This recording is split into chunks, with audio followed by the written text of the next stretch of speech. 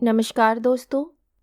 कहानी शुरू करने से पहले मैं आपको ये बताना चाहती हूँ कि अगर आप मोरल एंड मोटिवेशन कहानी सुनना पसंद करते हैं तो आप मेरे दूसरे चैनल एम्पावर द लाइफ पर आ सकते हैं। आपका वहाँ स्वागत है।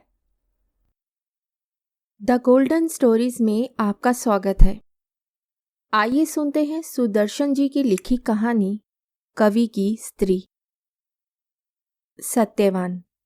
छात्रावस्था में मैं और मणिराम साथ ही साथ पढ़ते थे।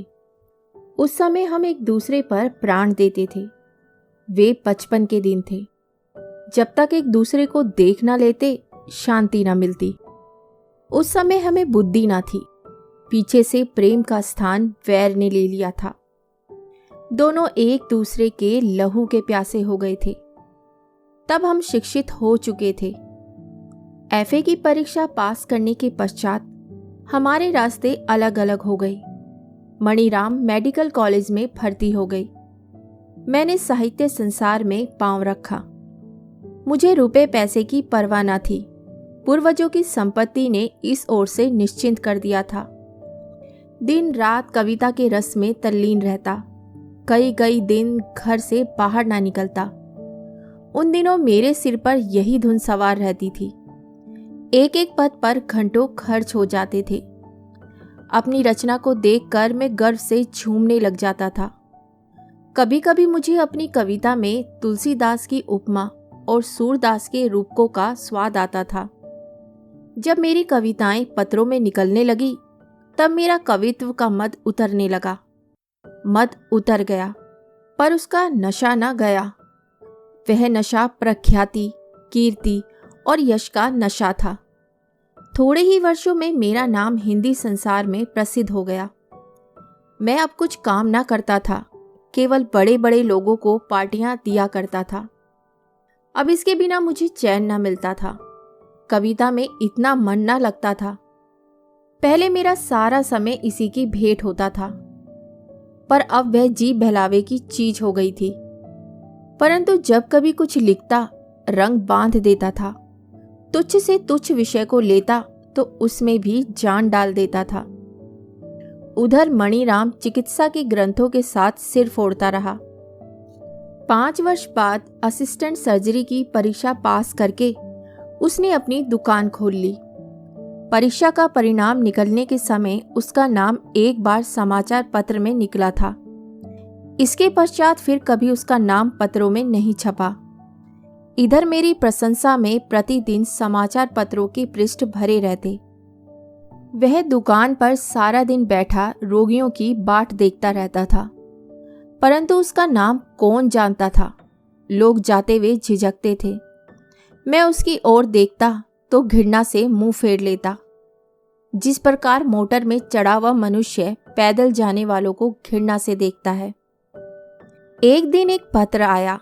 उसमें मेरी कवित्व कला की बहुत ही प्रशंसा की गई थी। मेरा अस्तित्व देश और जाति के लिए सम्मान और गौरव का हेतु बताया गया था। मेरे पास ऐसे प्राय पत्र आया करते थे। ये कोई नई बात ना थी। कभी कभी तो ऐसे पत्रों को देखकर झुंझला उठता था। हम पुरुषों की ओर से उपेक्षा कर सकते हैं, परंतु किसी कोमलांगी के साथ यह व्यवहार करने को जी नहीं चाहता, और यह भी किसी साधारण स्त्री की ओर से ना था। इसकी लेखिका देहरादून के प्रसिद्ध रईस ठाकुर हृदय नारायण की शीर्षिकता लड़की सावित्री थी, जिसने इसी वर्ष बीए की परीक्षा पास की थी, जिसके संबंध में समाचार पत्रों में कई लेख निकले थे, परंतु मैंने उन्हें पढ़ने की आवश्यकता ना समझी थी। इस पत्र ने सब कुछ याद करा दिया। मैंने उसी समय लेखनी पकड़ी और जवाब लिखने बैठ गया, परंतु हाथ जवाब दे रहे थे। ऐसी लगन से कोई विद्यार्थी अपनी परीक्षा के पर्चे भी ना लिखता होगा। एक एक शब्द पर रुकता था और नए नए शब्द ढूंढकर नए नए विचार लेखनी के अर्पण करता जाता था। मैंने सावित्री और उसकी विद्वता की प्रशंसा में कोश के संपूर्ण सुंदर शब्द समाप्त कर दिए। अपनी तुच्छता को भी अंगीकार किया। आप मेरी प्रशंसा करती हैं, यह आपका बड़प्पन है। अन्यथा मेरी कविता में धरा ही क्या है? न कल्पना में सौंदर्य है, न कल्पना में सौंदर्य है, न शब्दों में मिठास। रसिकता कविता का प्रधान अंग है। वह मेरी कविता से कोसों दूर है। हम कवि बन बैठते हैं, परंतु कवि बनना आसान नहीं है। इसके लिए देखने वाली आंखें, सुनने वाले कान दोनों की आवश्यकता है, इत्यादि। कहने की आवश्यकता ना होगी कि अपनी प्रशंसा करने का ये एक सभ्य ढंग है। कुछ दिन पश्चात इस पत्र का उत्तर आया। यह जो कुछ आपने लिखा है, आप जैसे महापुरुषों के योग्य ही है। अन्यथा मैं तो आपको टेनिसन और वर्ड्सवर्थ से बढ़कर समझती हूँ। आप कहते हैं कि आपकी कविता रसहीन है, होगी, परंतु मुझ पर तो यह जादू का काम करती है। घंटों रस सागर में डुबकियां लगाती हूँ, खाना पीना भूल जाती हूँ। जी चाहता है आपकी लेखनी चूम लूं। अब यह पत्र शराब की दूसरी बोतल थी। अंतिम वाक्य ने हृदय में आग लगा दी। मैंने फिर उत्तर दिया, पत्र में हृदय खोलकर रख दिया। कवि अपने चाहने वालों को आकाश में चढ़ा देते हैं। मैंने सावित्री की प्रशंसा में आकाश पाताल एक कर दिया। लिखा लाइन का कथन है कि कवि केवल वही नहीं जो कविता कर सकता है। प्रत्युत प्रत्येक व्यक्ति जो कविता समझ सकता है और उसके मर्म तक पहुंच सकता है, कवि है। इस रूप में तुम भी कवि हो। मैंने अच्छे अच्छों को देखा है, कविता के महत्व को नहीं समझ सकते, परंतु तुम तो बाल की खाल निकालती हो। तुम्हारी योग्यता पर मुझे आश्चर्य होता है। धन्य है भारत भूमि, जिसमें तुम जैसी देवियां खेलती हैं। मैंने सैकड़ों उपन्यास पढ़े थे, अच्छी से अच्छी कविताएं देखी थी, परंतु जो रस, जो स्वाद सावित्री के पत्र में था, वह किसी में ना पाया। यही जी चाहता था कि उन्हीं को पढ़ता रहूं। सावित्री, निसंदेह वे मुझे चाहते हैं, अन्यथा इस प्रकार तुरंत ही उत्तर प्रत्युत्तर ना देते। आज पत्र लिखती हूँ, तीसरे दिन उत्तर आ जाता है। ऐसा प्रतीत होता है मानो मेरे पत्र की राह देख रहे थे। उनके पत्र उनके कवित्व से अधिक सरस हैं। पढ़कर चित्त प्रसन्न हो जाता है और कभी कभी तो ऐसी चुटकी लेते हैं कि मन अधीर हो उठता है। मैंने चित्र मांग भेजा था, उत्तर देते हैं, तुमने लिखा है कि चित्र भेज रही हूं, परंतु मुझे आज तक नहीं मिला। रजिस्ट्री की रसीद तो भेज दो, डाक खाने पर नालिश कर दूं। बरबस मुझे अपना चित्र भेजना पड़ा। उत्तर में उनका चित्र आ गया। मेरा विचार सच्चा निकला। कैसे रसीले हैं, मुख पर राजकुमारों जैसा लावण्य झलकता है। मेरे हृदय को पहले ही चैन न था।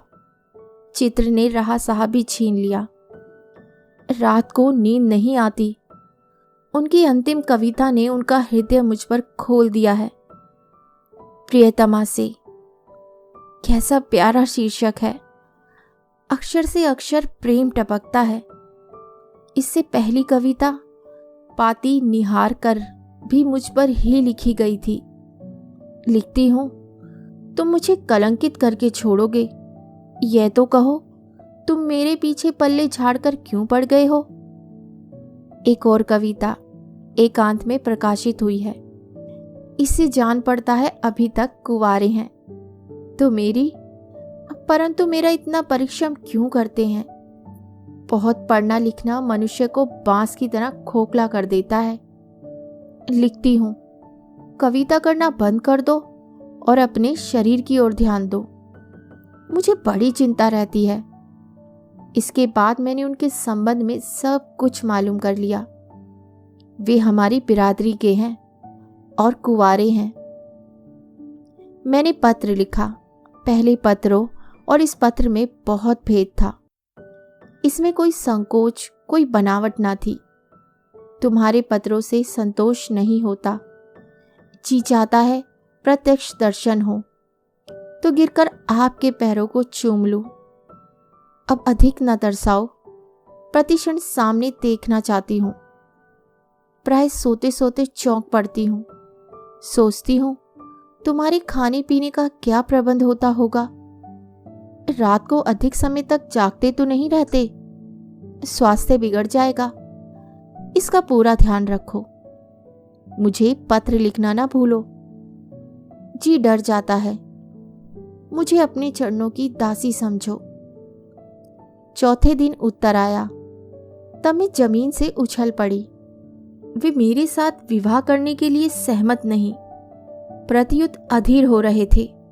मैंने आंखें बंद कर ली और आने वाले काल्पनिक सहवास का चिंतन करके आनंद के झूले में झूलने लगी।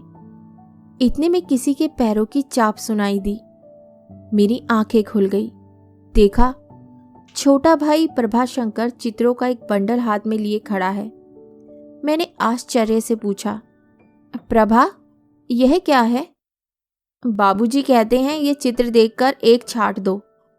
प्रत्येक चित्र के साथ साथ एक पत्र है, उसे भी पढ़ते जाना। ये कहते कहते प्रभा ने वे बंडल मेरे हाथों में दे दिया और तेजी से बाहर निकल गया। मैंने बंडल खोला। इसमें उन पुरुषों के फोटो थे जो मेरे साथ विवाह करना चाहते थे। मैंने मुस्कुराते हुए सब पर एक उचटती हुई दृष्टि डाली। कोई बैरिस्टर था, कोई इंजीनियर, कोई ठेकेदार, परंतु मुझे कोई भी पसंद नहीं आया। मेरे अंतःकरण में एक ही मूर्ति के लिए स्थान था और वहां पहले ही से वह मूर्ति विराजमान थी। फुर्ती से उठकर मैंने अपना संदूक खोला और उसमें से उनका फोटो निकालकर उस पर पास्ट शब्द लिखकर उसे बाबूजी के पास भेज दिया। वे स्तंभित रह गए। उन्हें ये आशा न थी। वे समझते थे मैं कोई लखपति का बेटा पसंद करूंगी, परंतु मैंने एक कवि को चुना। वे निर्धन न थे, पर इतने धनाढ्य भी न थे। मेरे चाहने वालों में कई पुरुष ऐसे थे जो उनको खरीद सकने का सामर्थ्य रखते थे, परंतु प्रेम अंधा कहा गया है, उसे देखना किसने सिखाया है। बाबूजी मेरी इच्छा के अनुसार सहमत हो गए। उन्होंने मुझे लाड़ प्यार से पाला था। मेरी शिक्षा पर सहस्त्रों रुपए खर्च किए थे। इस विषय में भी उन्होंने पूरी स्वतंत्रता दे रखी थी। जिस बात का भय था, अंत में वही हुआ। उन्हें बुखार आने लगा है। कुछ दिन हुए, उनके एक मित्र मिलने आए थे। वे कहते हैं कि डॉक्टरों को तपेदिक का संदेह है। ये बात सुनकर बाबूजी बड़े व्याकुल हुए। सदैव उदास रहते हैं, जैसे कोई रोग लग गया हो। उनकी इच्छा है कि मैं अब इस विवाह का विचार छोड़ दूं। जलती आग में कूदना बुद्धिमता नहीं है, परंतु मैं इसकी परवाह नहीं करती। संसार की आंखों में हम कुंवारे हैं, पर जब मन मिल गए, प्रेम की डोर बंध गई, तब शेष क्या रह गया। अब मैं उनकी हूं और कोई रोग, कोई शक्ति, कोई बला मुझे उनसे अलग नहीं कर सकती। यहां तक कि मृत्यु को भी यह साहस नहीं। सावित्री ने सत्यवान को यमदूत के पंजे से छुड़ा लिया था। क्या मैं इन्हें नहीं बचा सकूंगी? मैं भी सावित्री हूं। इसी भारत की मिट्टी से मेरा जन्म हुआ है। मैं उसके कारनामे को फिर जिंदा कर दिखाऊंगी। सायंकाल हो गया था। बाबूजी अपने कमरे में बैठे थे। मुझे चिंता हुई। यह समय उनके क्लब जाने का था। सर्दी गर्मी में बराबर जाते थे। यह उनका नियम था, जिसमें कभी त्रुटि ना आती थी। मैं उनके पास जाकर बैठ गई और धीरे से बोली, क्यों, आज आप क्लब नहीं गए? बाबूजी ने कोई उत्तर ना दिया। मैंने कहा, आप उदास दिखाई देते हैं। बाबूजी ने कहा, तुम्हें इससे क्या? आपका स्वास्थ्य बिगड़ जाएगा। कोई परवाह नहीं, आपका खाना आधा भी ना रहा। मैं यह सब कुछ जानता हूं। किसी डॉक्टर को दिखाइए, रोग को बढ़ाना अच्छा नहीं। अब मेरा डॉक्टर यमराज ही होगा। मेरी आंखों में आंसू आ गए, सिर नीचे झुक गया।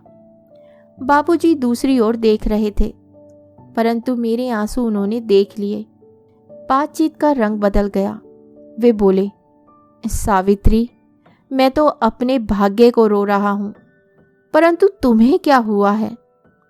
मैंने उनकी ओर इस प्रकार देखा जैसे उन्होंने मुझ पर कोई बड़ा अत्याचार किया हो, और कहा, आप मेरे पिता हैं, क्या आप भी मेरे इन आंसुओं का रहस्य नहीं समझते? आपकी प्रत्येक बात छिपी कटार है, प्रत्येक वचन विष में बुझा हुआ बाण। आपके मित्र हैं, सुहृद हैं, कामकाज हैं, क्लब हैं। आप बाहर चले जाते हैं, मैं बैठी कर्मों को रोती हूँ। मैं लड़की हूँ, लड़कियों के मुंह से ऐसी बात अच्छी नहीं लगती, परंतु क्या करूं? देखती हूं मेरे जीवन का सर्वस्व लुट रहा है। चुप कैसे रहूं? आप देर करके मेरे भविष्य को अंधकार में बना रहे हैं।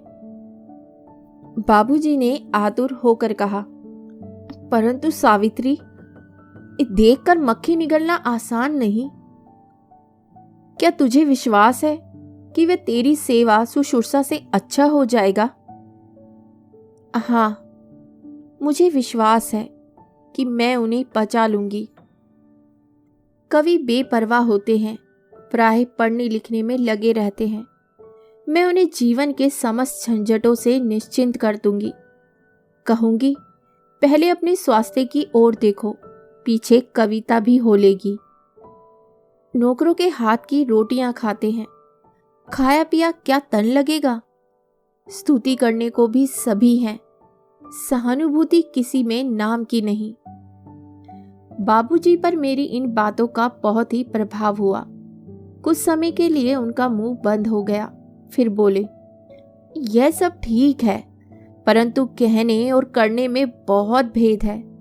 मुझे संदेह है कि जो कुछ तुम कह रही हो उसे कर भी सकती हो या नहीं। मेरा मुख लाल हो गया, जैसे भरे बाजार में सिर से दुपट्टा उतर गया हो। फिर संभल कर बोली, मैं अपने वचनों के उत्तरदायित्व से अपरिचित नहीं। जो कुछ कहा है करके दिखाऊंगी। यह सब भावना की बातें हैं, समय पर धुएं की नाई उड़ जाती है। बाबूजी, पर मेरे विचार में संसार भावनाओं पर ही जीता है। बाबूजी चुप हो गए, कोई उत्तर न सूझा। थोड़ी देर सिर झुकाकर सोचते रहे, तब एकाएक उठे और मुझसे कुछ कहे सुने बिना बाहर चले गए। विवाह हो गया, वह बात छूट निकली। उन्हें कोई रोग ना था, ये सब किसी की शुद्रता थी। उनका स्वास्थ्य देखकर चित्त प्रफुल्लित हो जाता है। मुख पर लाली है, नेत्रों में ज्योति। मुझे देखते ही कली की नाई खिल जाती है। मैंने कई कवियों के चरित्र पढ़े हैं और एक दोष प्राय सब में पाया है। वह यह है कि उनका आचरण कुछ इतना पवित्र नहीं होता, परंतु उनके विषय में ये कल्पना करना भी पाप है। वे बहुत ही शर्मीले हैं, किसी पराई स्त्री के सामने आंख नहीं उठाते। वे इसे भी सदाचार से घिरा हुआ समझते हैं। मेरी कोई सहेली आ जाती तो उठकर अंदर चले जाते थे। मैं बहुत तेरा समझाती हूँ, कहती हूँ तुम मर्द हो, यदि स्त्री पर्दा नहीं करती तो पुरुष क्यों करे, परंतु वे हंसकर टाल देते हैं। मुझे उन पर पूरा पूरा विश्वास है। मैं समझती हूँ सब कुछ हो सकता है, परंतु उनके मन में मैल नहीं आ सकता। ऐसा पुरुष मिल जाना मेरा सौभाग्य है। उन्होंने अपने आप को मुझ पर छोड़ दिया है। घर बाहर का शाह सफ़ेद सब मेरे ही हाथ में है। कपड़े तक स्वयं नहीं बदलते। यदि मैं ना कहूँ तो पूरा अठवाड़ा निकल जाता है और उन्हें ध्यान भी नहीं आता कि कपड़े मैले हो गए हैं। उनके दूध का, फलों का, कमरे की सफाई का मुझे ही प्रबंध करना पड़ता है। सोचती हूँ यदि मेरे स्थान पर कोई दूसरी बेपरवाह मनमानी करने वाली स्त्री आ जाती तो क्या होता। घर में धूल उड़ने लगती। थोड़े ही दिनों में बीमार हो जाते। उन्हें अपने दफ्तर की सफाई का भी ध्यान नहीं रहता, उसका भी मुझे ध्यान रखना पड़ता है। नौकर सिर चढ़ा रखे थे, अब वे संभल गए हैं। ये निगोड़े आप से आप तो कोई काम करते ही नहीं। जब तक सिर पर ना खड़े रहो तब तक हाथ पर हाथ धरे बैठे रहते हैं। कभी कभी मुझे उन पर भी क्रोध आ जाता है। वे क्यों दबदबे से काम नहीं लेते? मैं 4 दिन के लिए बाहर चली जाऊं तो घर में कीड़े रेंगने लगे। एक दिन मैंने कहा, सारे भारतवर्ष में तुम्हारी कविता की धाक बंधी हुई है, परंतु क्या यह भी किसी को पता है कि तुम इतने बेपरवाह हो, ऐसे आलसी हो? उन्होंने हंसकर उत्तर दिया, तुम एक लेख ना लिख दो, बदनाम हो जाओगे। उसमें कुछ भाग तुम्हें भी मिल जाएगा। मैं क्यों लेने लगूं? तुम हंसकर टाल देते हो। तनिक सोचो तो सही, ऐसी बेपरवाही भी किस काम की? मैंने तुम्हें घर की रानी बना दिया। मैंने धीरे से कहा, घर की रानी तो मैं बनी, परंतु तुम अपने दफ्तर की ओर तो ध्यान करो। मैं तुम्हें अपना सुपरिटेंडेंट समझता हूं। मैं रूठ कर चली गई, परंतु हृदय आनंद के हिलोरे ले रहा था। जिस प्रकार चंद्रमा का प्रतिबिंब जल पर तैरता है। दूसरे दिन प्रातःकाल में उनके दफ्तर की ओर गई तो दरवाजे के पास एक छोटा सा बोर्ड लटकता देखा।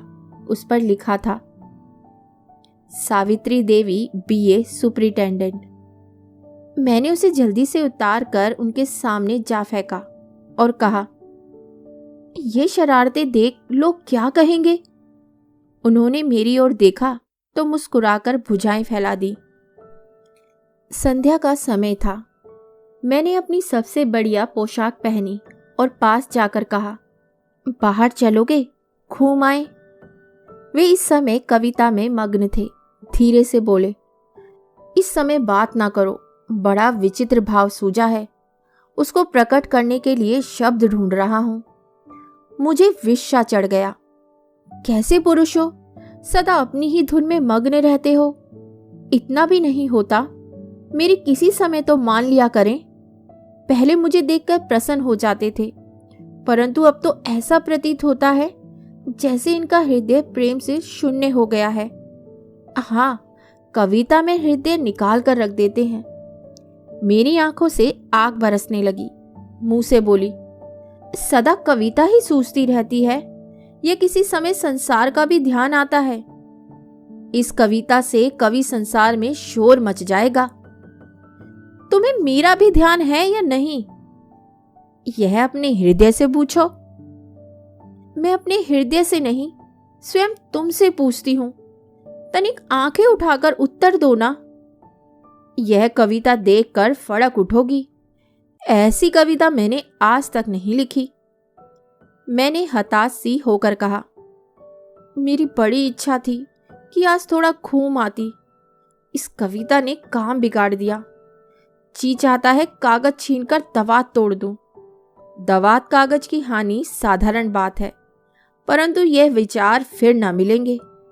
आज अकेली चली जाओ। पर मेरा मन नहीं मानता। उन्होंने हाथ से इशारा किया और फिर झुक गए। मेरे हृदय में बर्छी सी लगी। उन्हें कविता का ध्यान है, मेरा नहीं। संसार में नाम चाहते हैं, परंतु घर में प्रेम नहीं चाहते। वहां से चली तो हृदय पर बोझ सा प्रतीत हुआ। अकेली सैर को निकल गई, परंतु चित्त उदास था। सैर में जीना लगा। हार कर एक पुल पर बैठ गई और अपनी दशा पर रोने लगी। इन आंसुओं को देखकर पहले बाबूजी व्याकुल हो जाते थे। विवाह हुआ तो मेरे सुख दुख का भार एक कवि को सौंपा गया, परंतु अब इन आंसुओं को देखने वाला कोई ना था। मुझे ऐसा प्रतीत होता था जैसे मेरी नाव नदी के धार में वेग से बही जाती है और उस पर कोई मल्ला नहीं। मैं अपनी बेबसी पर कुढ़ती थी। कभी कभी आंखें उठाकर देख भी लेती थी कि कदाचित आ रहे हों। प्रेम आशा नहीं छोड़ता। मेरी आंखें जल की ओर थीं।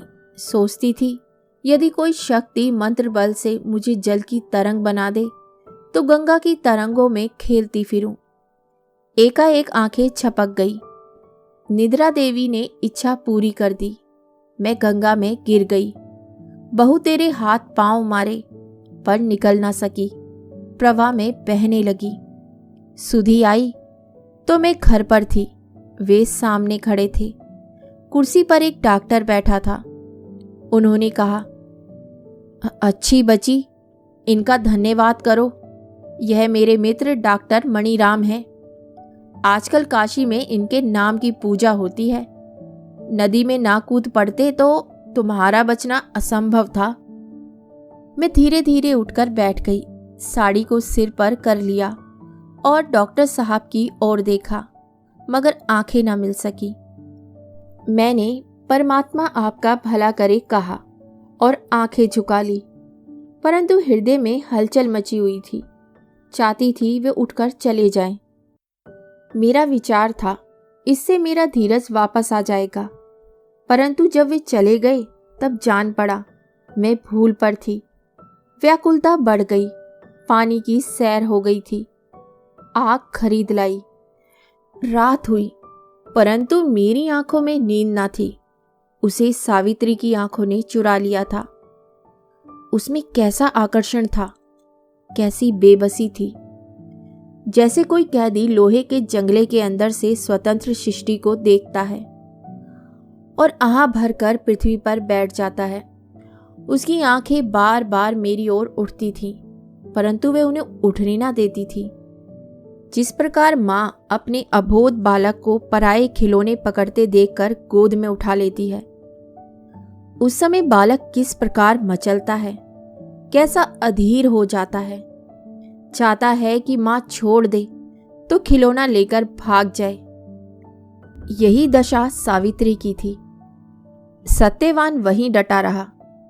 यदि 2 मिनट के लिए भी उठ जाता तो जी भरकर देख लेता। कैसी सुंदर है, जैसे चंपा का फूल। दूसरे दिन दुकान को जा रहा तो उसे दरवाजे पर खड़ा पाया। उसने मेरी ओर प्यासे नयनों से देखा और मुस्कुरा दिया। इस मुस्कुराहट में बिजली थी। मेरा धैर्य छूट गया। दुकान पर जी ना लगा। सारे दिन सांझ की प्रतीक्षा करता रहा। पल पल गिनते दिन समाप्त हुआ और मैं घर को वापस लौटा। पैर भूमि पर ना पड़ते थे। इस समय मैं ऐसा प्रसन्न था जैसे किसी को कुछ मिलने वाला हो। सत्यवान के मकान के पास पहुंचा तो पैर आप से आप रुक गए। आंखें दरवाजे पर जम गई। सहसा वे अंदर से निकली और दरवाजे के साथ लगकर खड़ी हो गई। उसने मुंह से कुछ ना कहा, परंतु आंखों ने हृदय के पर्दे खोल दिए। इन आंखों में कैसा प्रेम था, कैसा चाव, और उसके साथ स्त्रियों की स्वाभाविक लज्जा।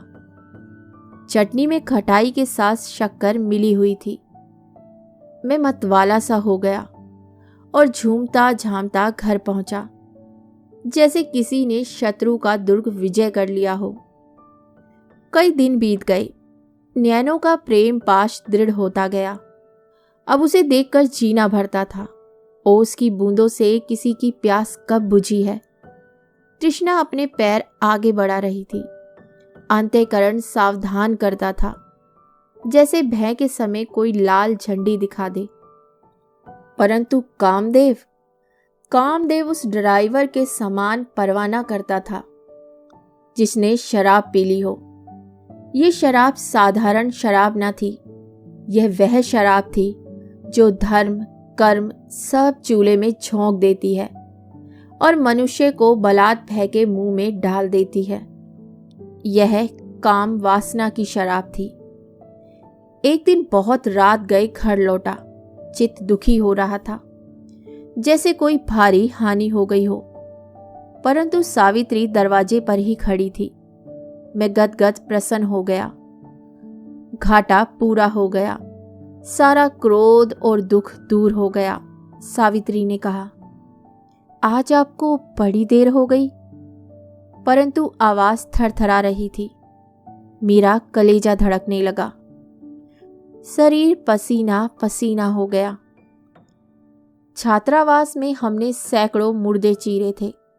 उस समय भी यह अवस्था ना हुई थी। एक एक अंग कांपने लगा। मैंने बड़ी कठिनता से अपने आप को संभाला और उत्तर दिया, जी हाँ, कुछ मरीज देखने चला गया था। आप दरवाजे पर खड़ी हैं, क्या किसी की प्रतीक्षा है?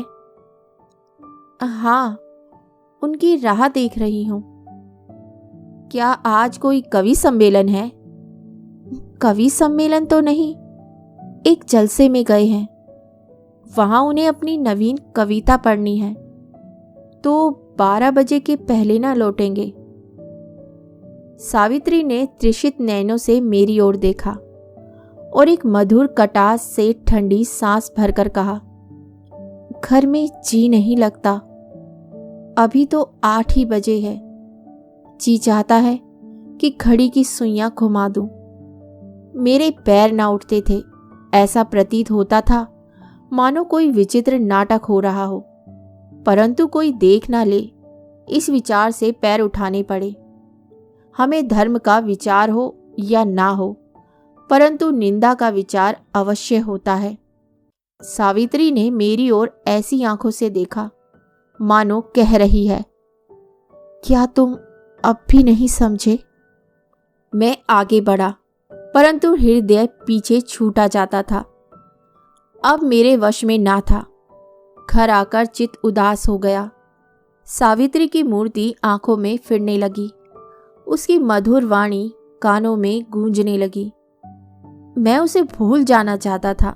मुझे डर था कि इस कूचे में पैर रखने से निंदा होगी, मुझ पर उंगलियां उठने लगेंगी। लोग मुझे भला मानस समझते हैं, ये करतूत मेरा सर्वनाश कर देगी। लोग चौंक उठेंगे, कहेंगे कैसा भला मानस प्रतीत होता था।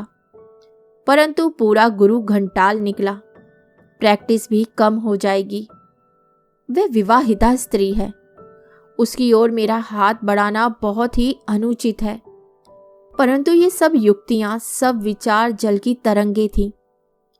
जितनी जल्दी उठती हैं, उससे जल्दी टूट जाती हैं।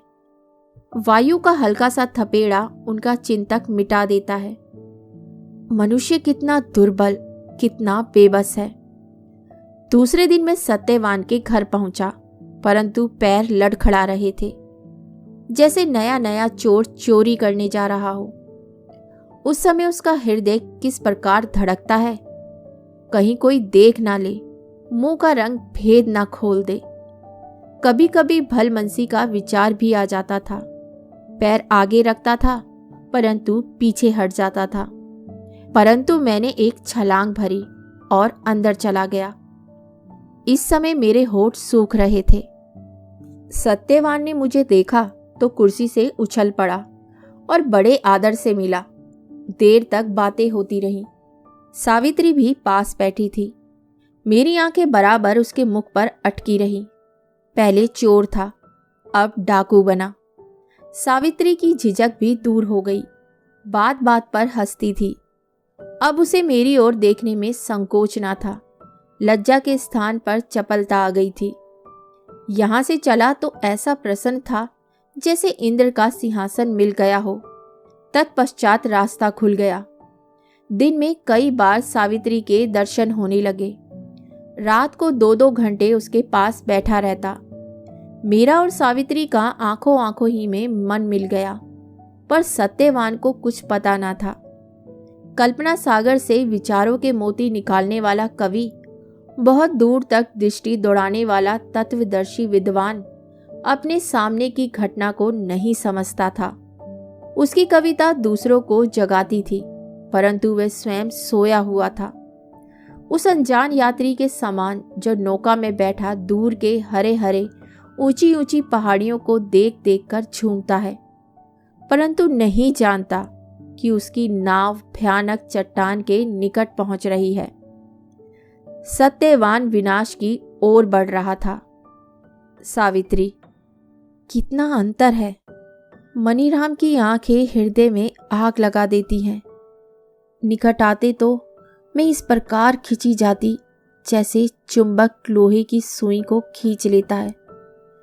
कैसे भोले भाले लगते थे, जैसे मुख में जीभ ही ना हो, परंतु मेरे पास आकर इस प्रकार चहचहाते हैं जैसे बुलबुल फूल की टहनी पर चहचहाती है।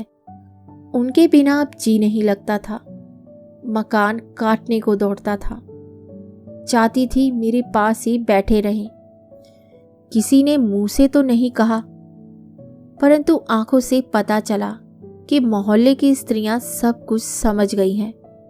मेरी ओर देखती तो मुस्कुराने लगती।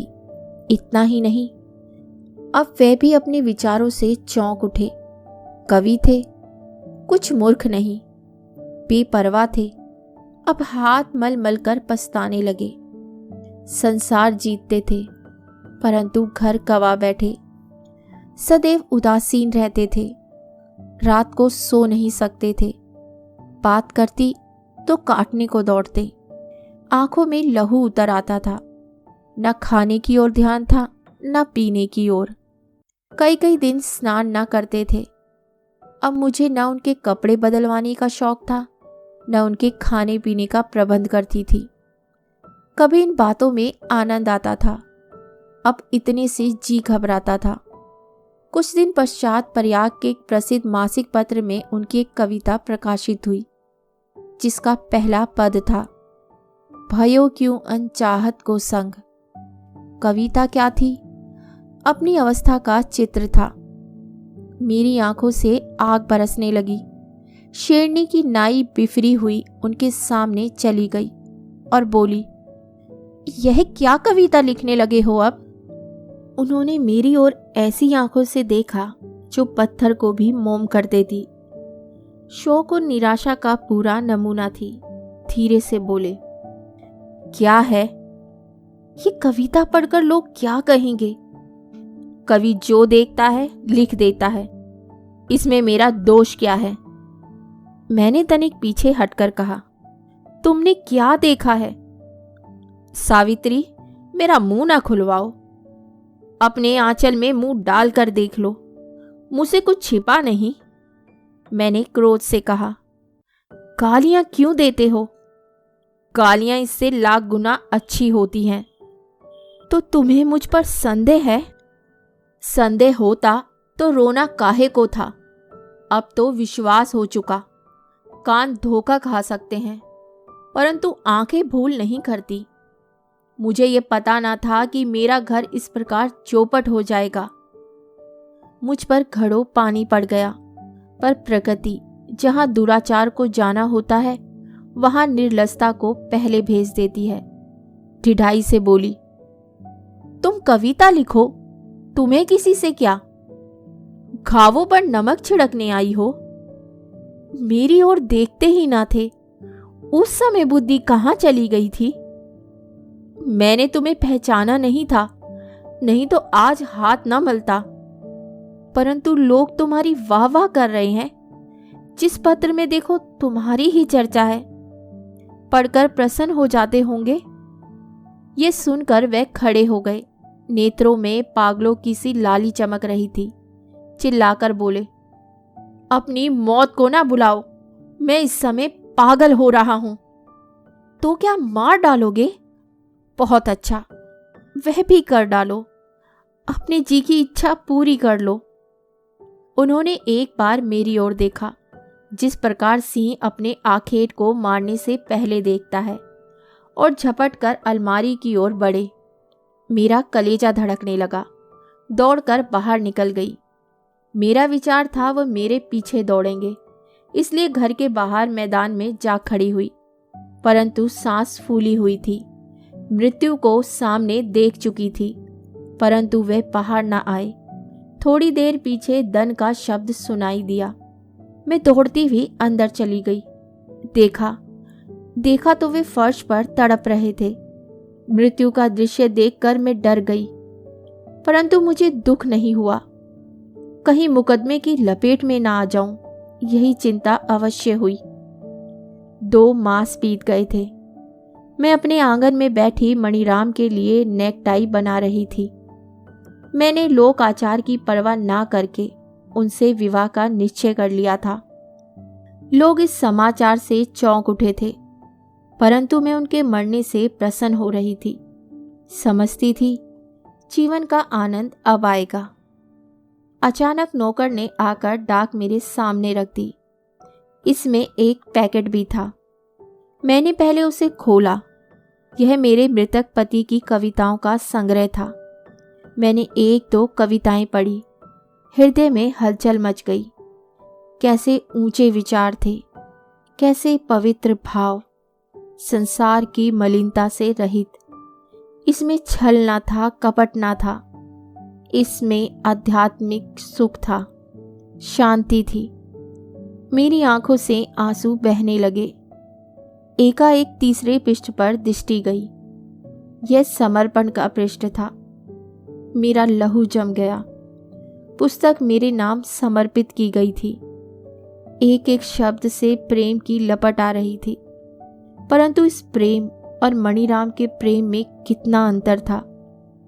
एक चंद्रमा की चांदनी के समान शीतल था, दूसरा अग्नि के समान दुग्ध करने वाला। एक समुद्र की नाई गहन गंभीर, दूसरा पहाड़ी नाले के समान वेगवान। एक सच्चाई था परंतु निशब्द, दूसरा झूठ था पर बड़बोला। मेरी आंखों के सामने से पर्दा उठ गया। सतीत्व के उच्च शिखर से कहाँ गिरने को थी, ये मैंने आज अनुभव किया। उठते हुए पैर रुक गए। मैंने पुस्तक को आंखों से लगा लिया और रोने लगी। इतने में मणिराम अंदर आए। मुख आने वाले आनंद की कल्पना से लाल हो रहा था। उनके हाथ में एक बहुमूल्य माला थी जो उन्होंने मेरे लिए बंबई से मंगवाई थी। वह दिखाने आए थे। मुझे रोते देखकर ठिठक गए और बोले, क्यों रो रही हो? मेरी आंखें खुल गई हैं। ये अपनी माला देख लो, कल विवाह है। अब विवाह ना होगा। सावित्री, सावित्री, तुम क्या पागल हो गई हो? परमात्मा मुझे इसी प्रकार पागल बनाए रखे। मणिराम आगे बढ़े, परंतु मैं उठकर पीछे हट गई और दरवाजे की ओर संकेत कर बोली, उधर। उस रात मुझे ऐसी नींद आई जैसी इससे पहले कभी ना आई थी। मैंने पति को ठुकरा दिया था, परंतु उनके प्रेम को ना ठुकरा सकी। मनुष्य मर जाता है, उसका प्रेम जीता रहता है। कहानी सुनने के लिए धन्यवाद। दोस्तों, मानव मन बड़ा विचित्र होता है। कई बार सुख की इच्छा में हम दुख को गले लगा लेते हैं। अपनी जिंदगी में कोई भी निर्णय लेने से पहले उसके परिणाम को अवश्य देख लें। हो सकता है कि वह आपको सही निर्णय लेने में मदद करें। सावित्री ने अपनी खुशी के लिए, सुखी जीवन के लिए जो निर्णय लिया वो बहुत गलत था।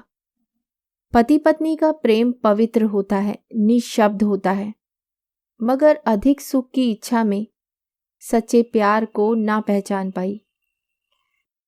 तो इसी के साथ मैं आपसे विदा लेती हूँ और कल फिर मिलती हूँ एक नई कहानी के साथ।